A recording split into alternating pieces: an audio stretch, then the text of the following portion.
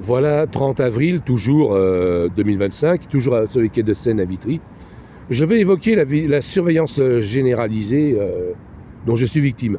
Alors, il y a des imbéciles heureux là, qui prétendent que je ne serai jamais délivré, que je serai toujours prisonnier. Bon, alors attention, parce que là, c'est un délit.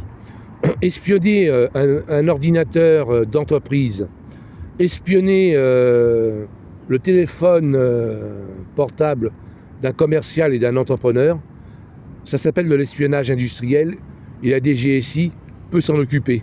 Ok ? Et je peux vous assurer qu'en ce moment, la DGSI est au courant de ce qui se passe, de ce que font les petits flics, de ce que font les communistes, les petits noirs et les petits arabes qui m'espionnent et me surveillent.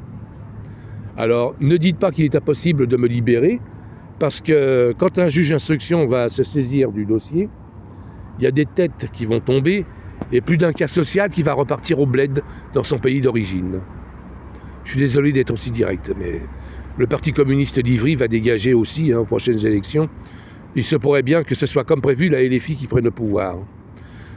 Alors donc, effectivement, la surveillance électronique dont je suis victime, qui a été organisée par des corrompus de la police nationale, et dont le siège provient du commissariat d'Ivry-sur-Seine, place Marcel Cachin, qui aurait cru ça, mon Dieu.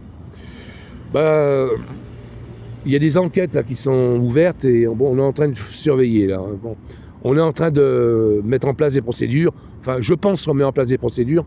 Disons qu'on est en train de chercher.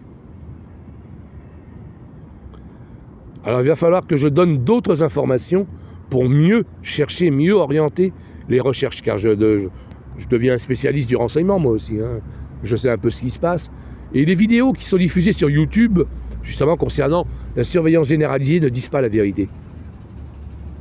Je dirais que ce sont des vidéos mensongères. Absolument mensongères. Il y a des vidéos qui font croire que le juge décide. C'est pas vrai.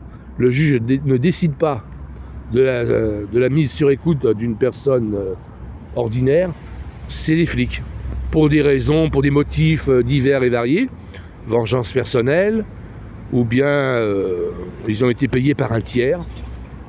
Ça peut être un élu qui a les moyens, les communistes, Pierre Gosnard, qui est passé de vie à trépas en 2015, avec Philippe Bouissou qui a repris le commandement, quoi. S'il était honnête, Bouissou, il couperait tout. À partir du moment où il refuse de tout couper, c'est qu'il est un sataniste lui aussi, et quand je dis sataniste, quand on voit sa tête, on n'est pas surpris plus que ça. Il faudra prouver qu'il fait partie de la franc-maçonnerie, et Dieu sait que la franc-maçonnerie, c'est pervers, très pervers.